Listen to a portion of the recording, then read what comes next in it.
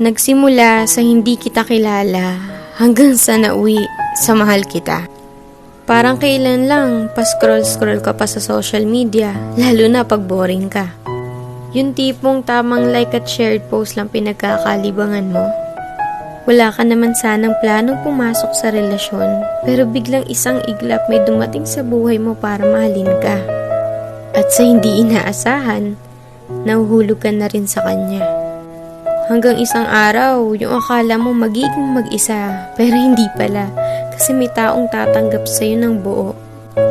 Ang sarap nga naman magmahal pag mas mahal ka. Ang sarap makontento pag mas kontento sa'yo. Hahanap ka pa ba ng iba kung sobra-sobra na siya? Kaya nga sana wala na lang niloloko para wala na lang nasasaktan. Sana mapadpad kayo sa taong kayang pakalmahin puso nyo at hindi kayo bitawan sa mga panahong magulo na.